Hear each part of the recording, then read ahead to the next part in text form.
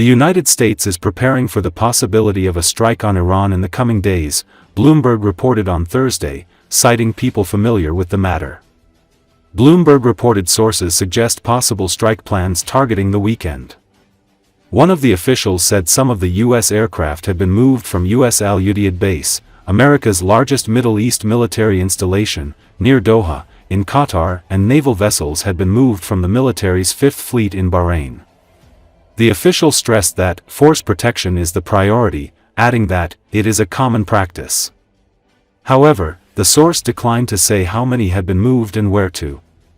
Low-resolution satellite images suggest that Qatar's Al-Udeid Air Base is nearly empty and the aircraft parking areas have been cleared. US, UK and Qatari aircraft appear to have been moved amid fears of possible Iranian strikes.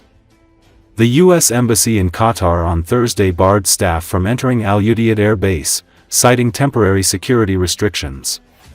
The embassy advised personnel and U.S. citizens in Qatar to heighten their vigilance, citing an abundance of caution and the context of persistent regional hostilities.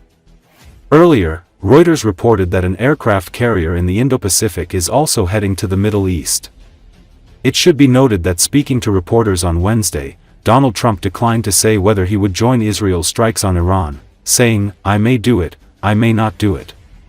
Nobody knows what I'm going to do." Iran has warned the U.S. that if the latter becomes directly involved in the war with Israel, Tehran will respond firmly.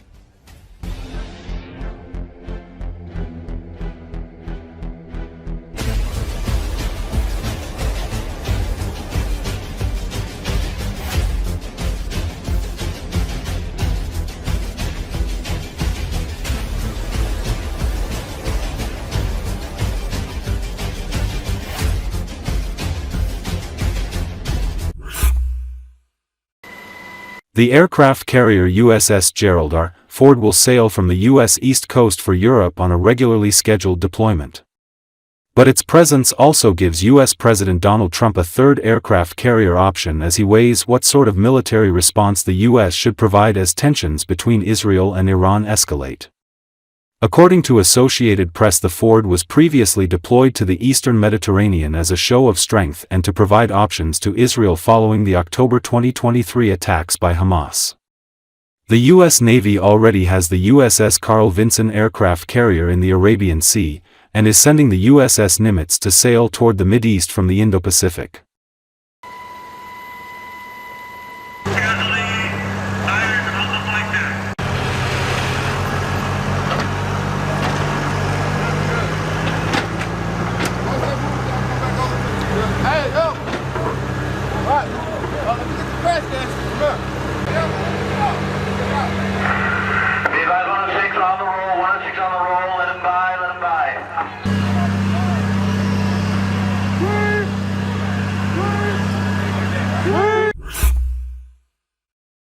Iranian media has published video footage of the capture of a local Mossad agent.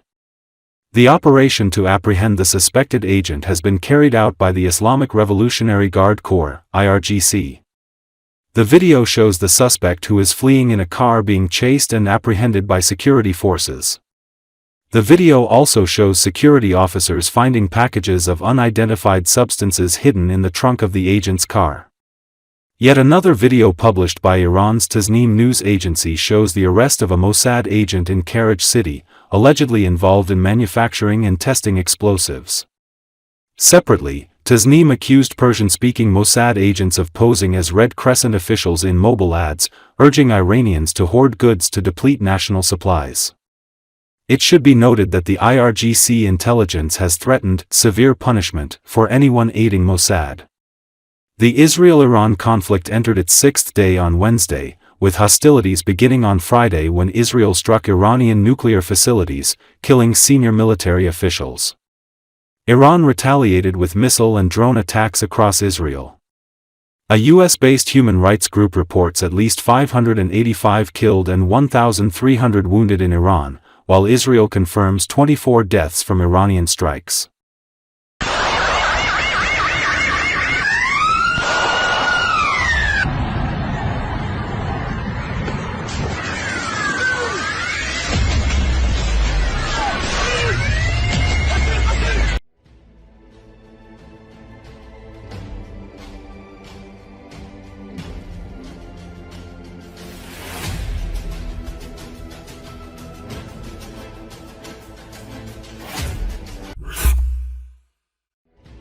The Israeli military said on Thursday it struck dozens of Iranian nuclear and military facilities with about 40 jets in overnight air raids. The military said it hit inactive nuclear reactor in Iraq. It said the strike aimed to prevent the reactor from being restored and used for nuclear weapons development. In a separate attack, Natanz, the main site for uranium enrichment, was also struck during the Israeli air raid. The Israeli Defense Forces stated that the facility contained specialized equipment and projects designed to speed up Iran's nuclear program. Further strikes hit military production sites, factories making missile components and air defense development facilities. Israeli jets also destroyed Iranian air defenses, missile stockpiles, radars, and surveillance systems. Meanwhile, Israel's defense minister Israel Katz stated for the first time that he escalated strikes on Iranian government targets to undermine the regime. Regional tensions surged after Friday's Israeli airstrikes targeting Iranian military and nuclear sites, which triggered retaliatory strikes from Tehran.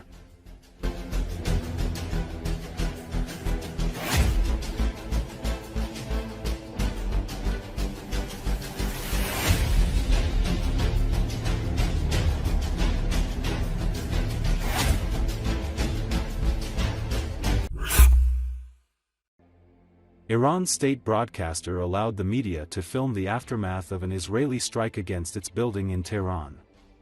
According to Associated Press, dust and debris filled an Iranian state television studio and an anchor rushed off camera on Monday when an Israeli strike hit during a live broadcast, an hour after Israel issued a warning for the area of Tehran where the station is located. Sahar Imami, an anchor at the Islamic Republic of Iran news network, was seen hurrying off camera as the screen behind her cut out. People on set were heard saying, "Allahu Akbar," the Arabic phrase for God is great. The broadcast quickly switched to pre-recorded programs. The station later said that the building was hit by 4 bombs. Israel's defense minister took immediate credit for the attack. Esmail Baqiai, spokesman for the Iranian foreign minister, condemned the strike, calling on the international community to demand justice from Israel for its attack on the media.